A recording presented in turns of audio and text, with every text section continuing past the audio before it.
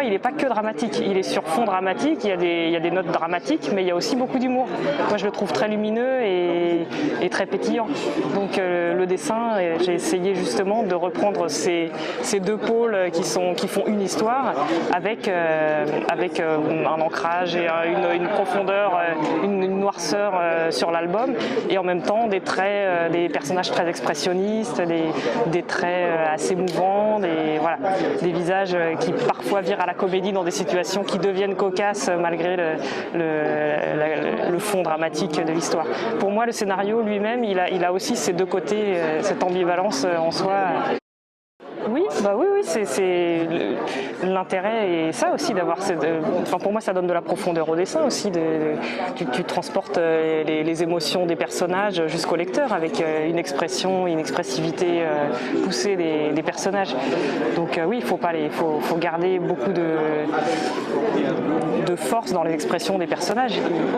Je suis vachement attachée aux traits de Claire Wendling qui, en quelques BD, a fait un truc énorme chez moi, quoi. Depuis l'adolescence, j'ai vraiment tout le temps ces planches en tête. Voilà, ça a été mon coup de cœur de tous les temps en BD. Après ça, les références, elles sont bien sûr multiples, et puis on se nourrit de toutes les lectures qu'on a au fur et à mesure qu'on avance, quoi. Alors la crédibilité est essentielle. Après ça, en référence iconographique, c'est Aurélien en fait qui m'a aiguillé sur des photographes de guerre qui ont couvert le conflit en Tchétchénie. Si je me souviens bien, c'est Stanley Green, Éric Bouvet. C'est des photographes qui ont sorti des livres qui compilent des photos et des reportages sur la Tchétchénie. Après, le reste de la documentation, donc il y avait ça, il y avait des documentaires aussi sur la Tchétchénie, sur le conflit. Et puis le reste, c'est des images vive Internet, glanées sur la banque sans fond qu'est Internet en matière d'images. En même temps, elle est facile d'accès, ce petit bout de femme, on s'attache tout de suite à elle de par ce qu'elle vit, et puis le fait qu'elle s'accroche comme ça à cette quête de son fils, pour moi on est d'emblée à ses côtés, quoi. Donc quelque part elle est facile aussi à attraper et à suivre. Je sais que ça faisait très plaisir à Aurélien que ce soit une femme qui dessine cette BD, parce qu'effectivement c'est une histoire de femme.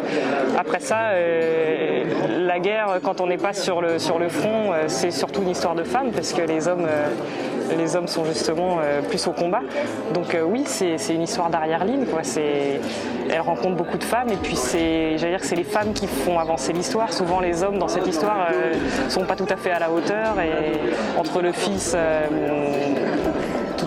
totalement absent de l'histoire, et puis le Bassaïev qui est dans sa guerre.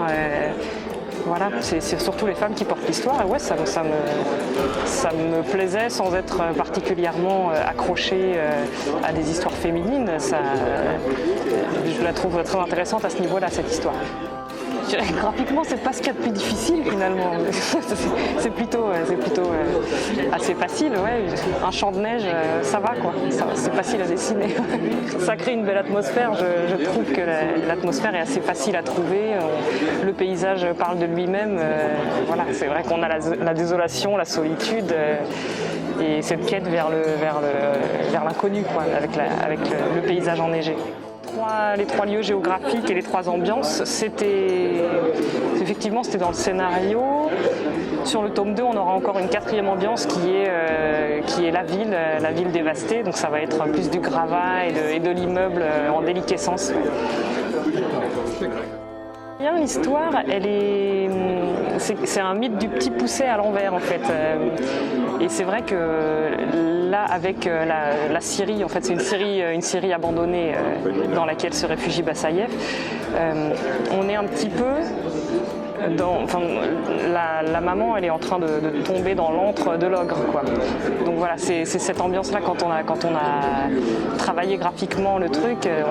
Moi, je l'ai balancé dans un antre fantasmagorique comme ça, et ça a étonné Aurélien qui ne voyait pas ça non plus. Il m'avait noté Syrie abandonnée, et puis c'est vrai que je l'ai visualisé comme ça et mis en image comme ça, et ça l'a surpris. Pour lui, on partait dans une dimension presque romanesque qu'il n'avait pas anticipée. mais on trouvait que ça fonctionnait bien ainsi.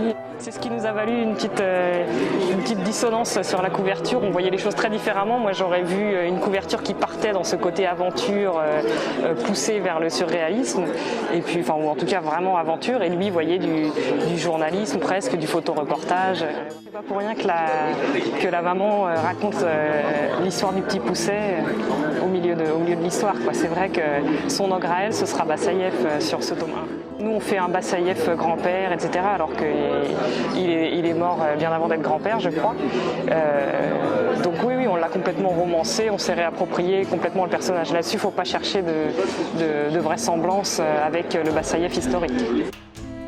Les Amazones, c'est quelque chose qui lui parle beaucoup, parce que c'est vrai que dès le début, il parlait de faire un cahier documentaire sur les Amazones. Donc ça, je pense qu'effectivement, ça l'a fortement marqué.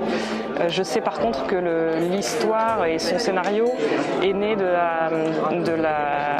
lorsqu'il a visionné un reportage sur un comité de mères de soldats russes, donc plutôt sur les femmes qui ont fait le voyage pour aller chercher leur fils en Tchétchénie.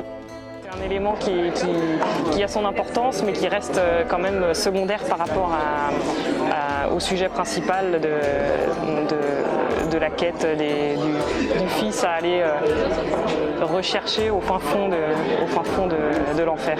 Elle fera basculer à un moment donné le tome 2. Ouais. Donc son personnage va prendre un peu d'ampleur parce qu'elle va prendre des décisions qui vont faire basculer l'histoire. Volodia ? Merci. Merci à vous.